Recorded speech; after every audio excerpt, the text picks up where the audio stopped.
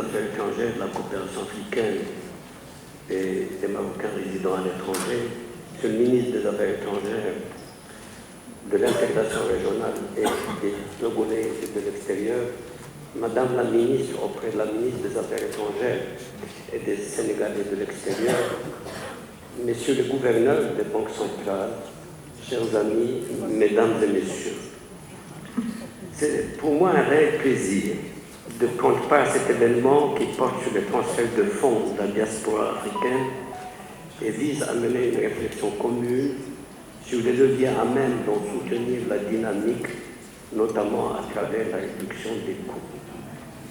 Je tiens à remercier Messieurs les ministres Nasser Bourgueta et Robert Busset pour leur invitation et les féliciter pour cette initiative qui vient à point nommé à un moment où la conjoncture internationale traverse des périodes d'incertitude et où aussi il y a des changements de paradigme qui vont très vite.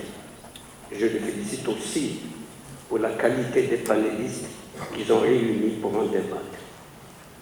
Mesdames et messieurs, les diasporas constituent une communauté spécifique à plusieurs égards.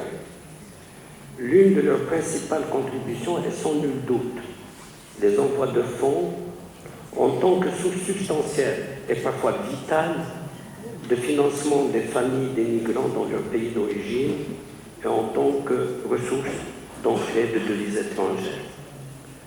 Sur la base des statistiques publiées par la Banque mondiale, les envois de fonds sur un plan mondial ont cumulé sur la dernière décennie pas moins de 7 000 milliards de dollars, dont près de 870 milliards de dollars à destination de l'Afrique, soit une fois et demie le volume des investissements directs étrangers et celui des aides publiques au développement dont notre continent a bénéficié sur la même période. C'est important de souligner ces quelques chiffres. Il est particulièrement important de constater la remarquable résidence de ce flux sous temps de crise, ce qui en fait un véritable filet de sécurité pour les pays et familles bénéficiaires.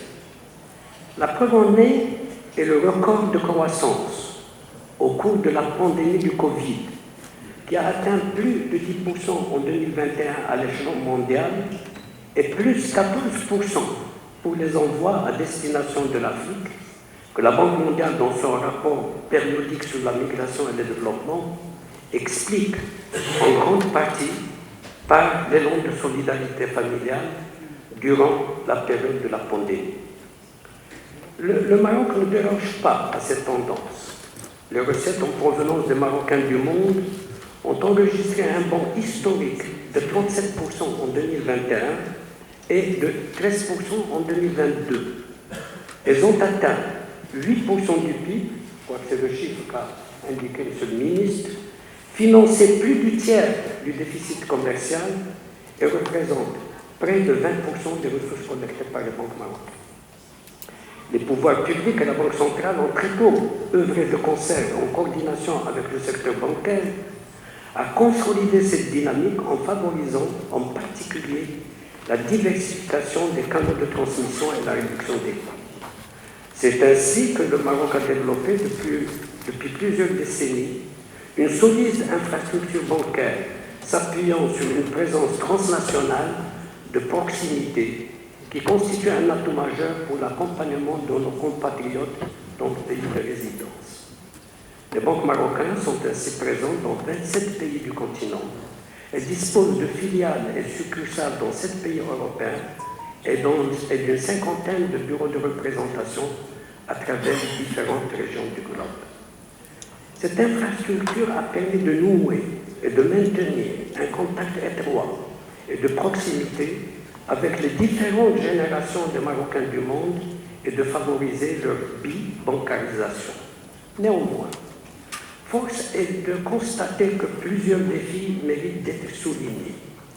C'est particulièrement le cas en Europe, où les activités d'accompagnement des Marocains du monde pratiquées depuis des décennies par les banques marocaines en toute transparence et le respect des réglementations locales sont depuis quelques années confrontés à un durcissement sans précédent de leurs conditions d'exercice.